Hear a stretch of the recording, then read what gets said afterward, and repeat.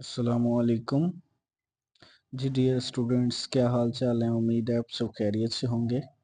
Previous video में हमने future indefinite tense के एक्टिव से पैसिव में चेंज करने के फार्मूले और मेथड को देखा था।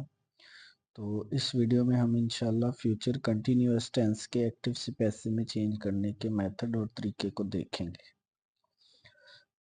किसी भी सेंटेंस को जब हमने एक्टिव से पैसिव में चेंज करना होता है ना, तो उसके लिए हमें कुछ बुनियादी असूलों को मद्देनज़र रखना होता है जो कि हमारी मदद करते हैं एक एक्टिव से पैसिव में चेंज करने के लिए।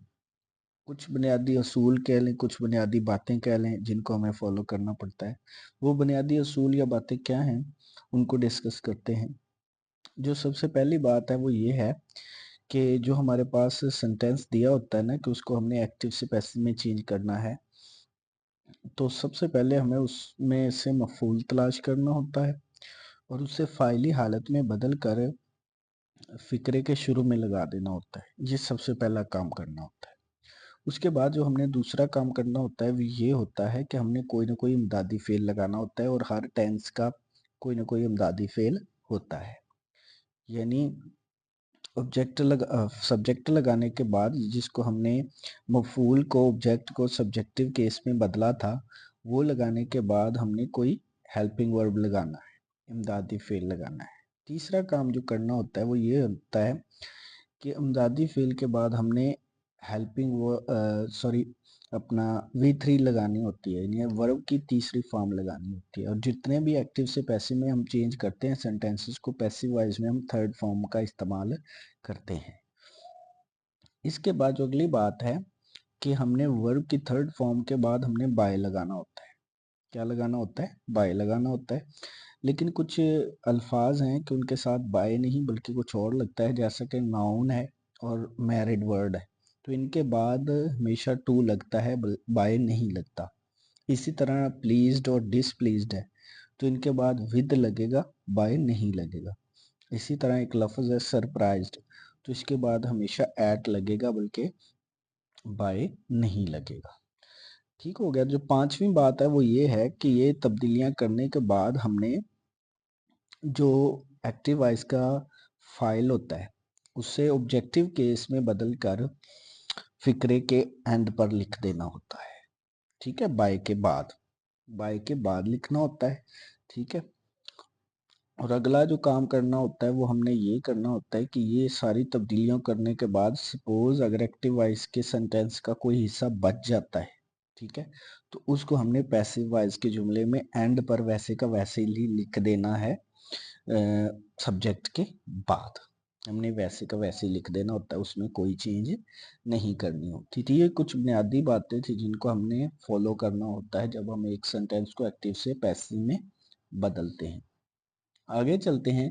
ये जो हमने टेंस अपना पढ़ना है उसके सिंपल सेंटेंसेस की तरफ, यानी फ्यूचर कंटिन्यूअस टेंस के सिंपल सेंटेंसेस आ जाएं तो उनको हमने एक्टिव से पैसिव में कैसे चेंज करना है। फार्मूला उसका ये है, सबसे पहले हमने सब्जेक्ट लगाना है। सब्जेक्ट के बाद चूंकि इसके हेल्पिंग वर्ब विल या शैल होते हैं, विल भी या शैल भी होते हैं, ठीक है, उसके बाद विल या शैल लगेगा प्लस बी लगेगा, प्लस हमने V4 यूज करनी है और प्लस ऑब्जेक्ट इस्तेमाल करना है। ये एक्टिव वॉइस के फार्मूले थे। ठीक है, एक्टिव वॉइस का फार्मूला था सिंपल सेंटेंसेस के। और कौन से सेंटेंसेस? फ्यूचर कंटिन्यूअस के सेंटेंसेस। उसके बाद अगर सिंपल सेंटेंसेस को हमने पैसिव वॉइस में चेंज करना हो तो कौन सा फार्मूला फॉलो करेंगे? ऑब्जेक्ट हमने स्टार्ट में लगाना है, उसके बाद विल या शैल लगाना है, ठीक है, उसके बाद बी लगाना है, बी के बाद हमने बीइंग लगाना है। किसका इजाफा करना है? बीइंग का इजाफा करना है। उसके बाद V3 लगाना है, V3 के बाद बाय लगाना है, बाय के बाद हमने सब्जेक्ट लगा देना है। और फिर जो हमने पहले बात की थी उनको मद्देनजर रखते हैं। यानी पहला देखें एक्टिव वॉइस का, देखिए इसमें ऑब्जेक्ट को हमने सब्जेक्टिव केस में बदल कर स्टार्ट में लगा दिया, यानी ऑब्जेक्ट स्टार्ट में आ गया। और इस एक्टिव वॉइस का जो सब्जेक्ट है वो ऑब्जेक्टिव केस में बदल कर एंड पर चला गया। ठीक है, यानी सब्जेक्ट एंड पर चला गया। ठीक हो गया। ये फार्मूला था सिंपल सेंटेंसेस का। एक्टिव वॉइस का भी फार्मूला हमने बताया और पैसिव वॉइस का बताया। आगे कुछ एग्जांपल देख लेते हैं ताकि हमें ना अच्छे से क्लियर हो जाए, मज़ीद पता चल जाए। एग्जांपल्स ये हैं, they will be playing a match, वो एक मैच खेल रहे होंगे। ये फ्यूचर कंटिन्यूअस टेंस का फिक्रा है और सिंपल है। इसको हमने पैसिव वॉइस में बदलना है, तो देखते हैं। A match will be being played by them, तो ये इसका पैसिव वॉइस हो गया। दूसरा सेंटेंस है, we shall be planting the tree, we shall be planting the tree, हम एक दरख्त लगा रहे होंगे। पैसिव वॉइस बनेगा, the tree will be being planted by us. ठीक हो गया। आगे देखें, थर्ड सेंटेंस है, he will be learning a poem, वो एक नज़म याद कर रहा होगा। इसका पैसिव वॉइस बनेगा, a poem will be being learned bye him. चौथा सेंटेंस है, he will B taking the examination, वो इम्तहान दे रहा होगा। पैसिव वॉइस बनेगा, the examination will be being taken by him. पांचवा सेंटेंस है, she will be teaching the students, वो तलबा को पढ़ा रही होगी। The students will be being taught by her. The student will be being taught by her. तो ये इसका हो गया पैसिव वॉइस। आई होप आपको सिंपल सेंटेंसेस की समझ आ गई होगी। इसी तरह कुछ एग्जांपल्स लीजिएगा और उनको अपनी मदद आपके तहत बनाइएगा। हमने सारे फार्मूले वगैरह समझा दिए हैं आपको। आगे चलते हैं इसी टेंस के नेगेटिव सेंटेंसेस की तरफ। नेगेटिव सेंटेंसेस अगर आ जाए फ्यूचर कंटिन्यूअस टेंस के, तो उनको हमने कैसे कन्वर्ट करना है। सबसे पहले हम एक्टिव वॉइस का फार्मूला देखते हैं कि फ्यूचर इंडेफिनिट टेंस के जो एक्टिव वॉइस होते हैं, यानी जो एक्टिव वॉइस होते हैं, उनको कैसे बनाते हैं।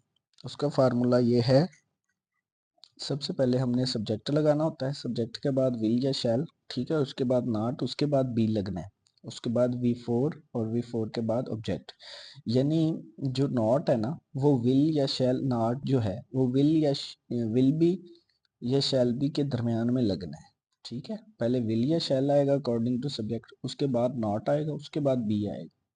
ये फार्मूला है। एक्टिव वॉइस का क्या पैसिव वॉइस का क्या फार्मूला है, वो ये है कि ऑब्जेक्ट स्टार्ट में ही रहना है, फिर विल या शैल आना है, विल या शैल के बाद बी आना है, बी के बाद लगना है नॉट, और नॉट के बाद बीइंग लगाना है हमने, उसके बाद V3 लगेगी, V3 के बाद बाय और फिर सब्जेक्ट लगेगा। ठीक है, तो आई होप आपको इस फार्मूले की समझ आ गई होगी। यानी एक्टिव वॉइस में हमने जो नॉट लगाना है वो विल बी और शैल बी के दरमियान लगाना है, और जो पैसिव वॉइस में लगाना है तो will B shall be being के दरमियान में नॉट लगाना है। पहले विल बी या शैल बी लगेगा अकॉर्डिंग टू ऑब्जेक्ट, उसके बाद नॉट लगेगा, उसके बाद बीइंग लगेगा। तो आई होप आपको फार्मूले की समझ आ गई है। आगे कुछ एग्जांपल्स देख लेते हैं ताकि मज़ीद अच्छे से क्लियर हो जाए। जैसा कि देखिए एग्जांपल है, he will not be telling a lie, वो झूठ नहीं बोल रहा होगा। तो इसका पैसिव वॉइस बनेगा, a lie will be not being told by him. Second sentence है, we shall not be planting the tree, हम दरख्त नहीं लगा रहे होंगे। पैसिव वॉइस इसका बनेगा, the tree will be not being planted by us. ठीक हो गया। थर्ड सेंटेंस है, they will not be reading the newspapers, वो अखबारात नहीं पढ़ रहे होंगे। पैसिव वॉइस बनेगा, the newspaper papers will be not being read by them. तो रीड की थर्ड फॉर्म होती है, रेड भी पढ़ते हैं इसको, रीड भी कहते हैं। रीड रेड रेड, या रीड रीड रीड, ये सेकंड थर्ड फॉर्म होती है। ठीक है, रीड की। उसके बाद चौथा सेंटेंस है, we shall not be flying kites, हम पतंग नहीं उड़ा रहे होंगे। तो kites will be not being flown by us. पांचवा सेंटेंस है, she will not be teaching the students, वो तलबा को नहीं पढ़ा रही होगी। तो इसका पैसिव वॉइस बनेगा, the students will be not being taught by her. तो ये नेगेटिव सेंटेंसेस थे। आई होप आपको समझ आ गई होगी। आगे चलते हैं इसी टेंस के इंट्रोगेटिव सेंटेंसेस की तरफ। कौन से सेंटेंसेस? इंट्रोगेटिव। इंट्रोगेटिव में आपको पता है इसमें इंटरोगेट किया जाता है, सवाल पूछा जाता है। ठीक है, तो एक्टिव वॉइस की इसका फार्मूला ये होता है कि विल या शैल स्टार्ट में लगता है, उसके बाद सब्जेक्ट लगता है, सब्जेक्ट के बाद बी लगता है, बी के बाद V4, V4 के बाद ऑब्जेक्ट, और ऑब्जेक्ट के बाद क्वेश्चन मार्क लगता है।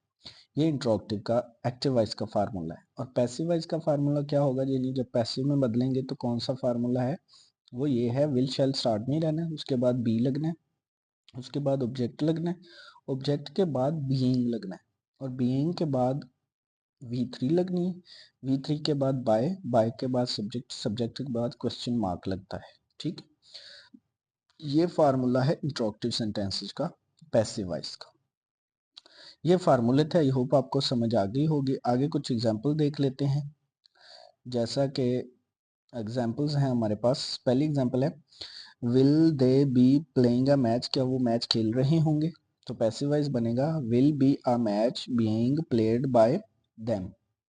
सेकेंड सेंटेंस है, shall we be planting the tree, क्या हम दरख्त लगा रहे होंगे, तो will be the tree being planted by us.